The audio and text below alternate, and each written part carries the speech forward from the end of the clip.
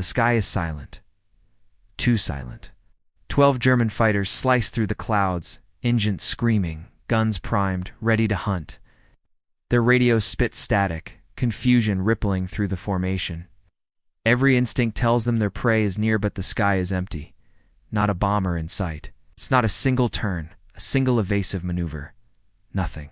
Somewhere over central Germany, in the cold, thin stratosphere, a lone P-51 Mustang pierces the sunlight, a small silver streak against the endless blue. Inside, a young farm boy from Iowa grips the controls. He isn't an ace, hasn't fought in hundreds of missions. And yet, at this very moment, he is rewriting the rules of aerial combat. He isn't diving, he isn't banking. He isn't chasing or firing. Yes, he is doing the unthinkable. He is running, not out of fear, not out of cowardice, out of calculation. Physics, not dogma, guides his every move. Behind him, the German fighters roar in pursuit, confident. They have numbers, altitude, training. A lone Mustang should be an easy kill. They have never faced this before. No one has. And yet, with a twist of throttle, a gentle adjustment to the controls, the farm boy tears through the sky faster than thought possible. The fighters stretch, their formation crumbling, tracers flying past him like sparks in the wind. One by one, they fall behind. Every second, the impossible becomes reality. Speed is survival. Strategy beats aggression. Logic defies tradition. In these 2 minutes, over a scarred and frozen landscape, a rule book is shattered. A single mind proves that sometimes the bravest act is not to fight it out, but to outrun death itself. And history is about to take notice. 12 Nazi fighters dove through the clouds, hungry for the kill, only to find the sky empty. Their radios spat static in confusion. The American target hadn't turned, hadn't banked, and hadn't engaged. He had simply vanished. A farm boy from Iowa had just done the unthinkable. He didn't fight. He outran them all, and in the process he shattered a tactical rulebook the German Luftwaffe could not repair. It is March 1944. The airspace over central Germany has become an industrial slaughterhouse. American heavy bombers drive deep into enemy territory whenever the weather breaks. The 8th Air Force operates in strict stack formations, their exhaust trails carving geometric white lines across the freezing stratosphere at 40,000 feet. Beneath them lies a scarred landscape. Above them, the guarantee that interceptors are climbing to kill them. The rules of engagement are rigid. Bombers maintain their course. Fighters provide escort. When the enemy attacks, the escorts turn and engage. But the math is grim. For every German plane destroyed, American losses pile up. It isn't just the bombers falling. It is the fighters too. P-47 Thunderbolts and P-38 Lightnings enter chaotic tangles with Focke-Wulfs and Messerschmitts, burning precious fuel and bleeding critical altitude in twisting dogfights. Pilots come back with tales of adrenaline and terror. Some never come back. The arrival of the P-51 Mustang alters the variables of range. It can escort bombers all the way to Berlin and return. Yet, in the early months of 1944, the mindset of American pilots remains stuck in the era of the dogfight. They are trained to turn, to mix it up, to duel. The Mustang provides the endurance. But the tactics are still anchored in North Africa and the Pacific theaters, close, violent, and personal. Nobody has asked the most basic question. What if you refused to fight? What if you simply flew faster than the enemy could follow? To a fighter pilot, the concept sounds like cowardice or a daydream, but it is actually physics. And one unassuming pilot from the plains is about to demonstrate it. Second Lieutenant Robert W. Buholz grew up in Iowa, a place where the horizon is a flat line and the wind is constant. His family raised hogs and grew corn. He mastered mechanics before he understood algebra. If a thresher or a tractor broke, you didn't call for help. You fixed it yourself. He was a quiet man, not out of shyness, but because he was efficient with his words. He observed more than he spoke. He noticed the small details, the hesitation of a carburetor before it quit, the uneven wear on a belt from a misaligned pulley. He saw things others ignored. When war arrived, he enlisted not for glory, but out of duty. Everyone else was going, so he went too. Flight training in Texas was a blur of dust, heat, and repetition. He wasn't a natural aviator initially. Some men took to the sky like birds. Buholz approached, flying like an engineer. He devoured the manuals. He queried his instructors. He analyzed speed and energy and how an aircraft maneuvered in three-dimensional space. He soloed, graduated, and found himself assigned to the P-51. By the winter of 1944, he is stationed with the 357th Fighter Group at Liston, in Suffolk, England. The airfield is a loud, muddy, freezing place. Merlin engines roar at all hours. Briefings are held in the pre-dawn dark. The food is terrible, the coffee worse. The only comfort is the cockpit heater and the realization that you are piloting the finest long-range fighter in existence. Buholz isn't an ace. He isn't flamboyant. His Mustang has no clever nickname or pin-up girl painted on the nose. He is a wingman, a reliable flyer who keeps formation and ensures his leader gets back. But his mind is working. On every mission, he observes the dogfights. He watches American fighters pull hard turns to chase Germans who dive and bait them lower. He watches the fuel gauges drop. He sees formations break apart. He sees competent pilots die because they committed to unnecessary battles. He keeps returning to one piece of data. The P-51 is faster in straight and level flight than almost anything the Luftwaffe can launch. Not in a climb, not in a dive, but flat out. With the throttle wall-to-wall and the Merlin engine screaming at war emergency power, the Mustang can outpace most German interceptors. So why, he asks himself, do we keep turning to fight? No one has an answer because no one has asked. The doctrine of the 8th Air Force in early 1944 is aggressive offense. Escorts stay near the bombers until the enemy appears, then they are cleared to break an attack. The aim is to eliminate the threat before it hits the heavies. In theory, it works. In practice, it causes issues. When American fighters dive to engage, they surrender altitude and energy. The Germans know this. They lure the escorts down, then disengage to climb back up and hit the bombers, or use decoys while the main force strikes from a different vector. The result is a scattered escort force spread over miles, burning fuel and turning battles. Even with the Mustang's range, fuel management is critical. Dogfight can empty tanks in minutes. Being low on gas over Germany offers few choices. Bail out and become a prisoner, or try to glide to the channel. Survival rates are rising, but the price remains high. Command knows this. But the doctrine stands because no alternative has been field-tested. The assumption remains that refusing to engage dooms the bombers. The belief is that fighters must turn and fight, or the mission fails. Speed without aggression is seen as useless. Buholz disagrees. He has run the numbers. He has studied the charts.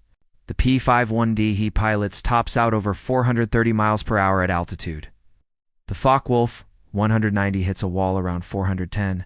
The Messerschmitt 109 climbs faster.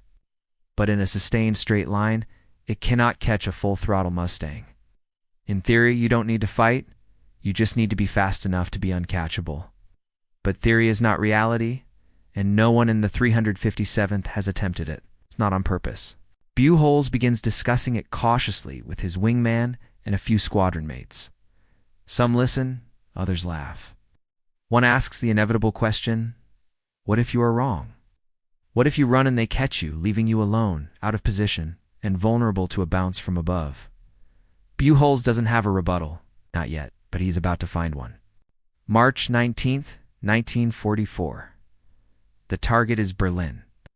Heavy bombers assemble over England in the cold darkness. Condensation drips from aluminum wings. Crews stomp their feet to stay warm. Pilots check maps, oxygen, and guns. It is routine until it isn't. The 357th launches at 0900. Buholz is flying wing for a captain with 2 kills and an aggressive streak. The plan is standard: stick to the heavies, engage threats, return home. They cross the channel at 25,000 feet. The sky is a pale, empty blue. The North Sea below is a wrinkled gray sheet. The cockpit smells of oil, rubber, and sweat. Over the coast, the flak begins. Black puffs explode at staggered altitudes. The bombers push through. The fighters weave. Then the call comes. Bandits, high, 11 o'clock. Buholz scans and spots them. 12 contacts rising from the haze. Focke-Wulf 190s. Perhaps some 109s. They are climbing fast, aiming for the bomber stream. The flight leader orders the brake. The squadron peels off, diving at the Germans. Buholz follows, but mid-dive something clicks. They are baiting us. He doesn't know how he knows. Maybe the climb angle is too steep. Maybe it's their hesitation. But he makes a decision. He pulls out of the dive, levels the wings, and slams the throttle forward. War, emergency power. The Merlin roars. The Mustang leaps forward. The airspeed indicator climbs 350, 370, 400. His leader is still diving, mixing it up with the lead Germans. Buholz is alone, and he is not turning back. He holds his course straight and level. The engine screams, manifold pressure redlining. Then he sees them. Another group of 8 fighters positioned higher and behind, waiting for the Americans to drop low. They spot him and turn to intercept. Buholz does not panic. He doesn't dive. He doesn't turn. He keeps the throttle pinned and runs. The German pilots follow their training. They roll into pursuit, noses down, throttles wide. They have the altitude and the numbers. A lone Mustang should be an easy kill, but the kill never happens. Buholz holds the P-51 steady. Speed passes 420. The airframe buffets in the thin air.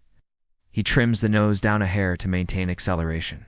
The temperature gauge creeps toward the red line. He ignores it. It's 5 minutes at this power before the engine blows. Maybe less. He doesn't need more. Behind him, the Germans open fire. Tracers arc past his wings. Most fall short. A few flicker close enough to see, but none connect because the gap isn't closing. It's widening.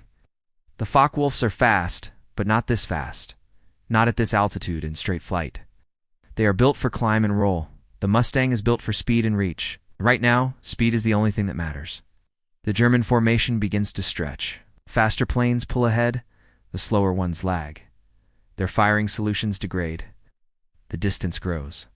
100 yards, then 200, then 500. Buholz checks his mirror. Pursuers are still there, but smaller, losing ground every second. He keeps the power maxed. Oil pressure fluctuates. The rivets buzz under the stress. The Merlin gives everything it has, and it is enough. One by one, the Germans break off. They know they can't catch him. They're burning fuel they cannot spare. Buholz counts them as they peel away. 3, 5, 8, all of them. He is alone again, but alive. He throttles back, letting the engine cool. The gauges are still green, barely. He has burned a frightening amount of fuel, but he is still flying west. The sky is empty. No friends, no enemies. Just the fading scratches of contrails behind him. He survived by refusing to play their game. Prove the unbelievable. You can outrun them. He lands 90 minutes later. His crew chief notices the blistered paint on the cowling first. Oil streaks darken the fuselage. Engine ticks as the metal contracts. Buholz climbs out, his flight suit drenched in sweat, hands shaking as the adrenaline fades. He reports to intelligence. He details the 12 interceptors, the decision to run, the escape.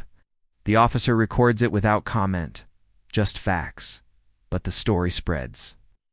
By evening, the group knows a lieutenant outran a dozen German fighters without firing a shot. Some call it luck. Others call it brilliance. A few whisper cowardice. Buholz doesn't care. He knows it is repeatable. Within weeks, other pilots in the 357th begin testing the option. When the odds are bad, when fuel is low, they don't turn. They run. Full throttle, level flight. It works. German pilots start reporting a disturbing trend of American fighters that simply accelerate and vanish. Radio intercepts from that spring confirm it. Mustangs that cannot be caught. The tactic ripples outward. Briefing officers start presenting it as common sense. If you can't win, survive. Use your speed.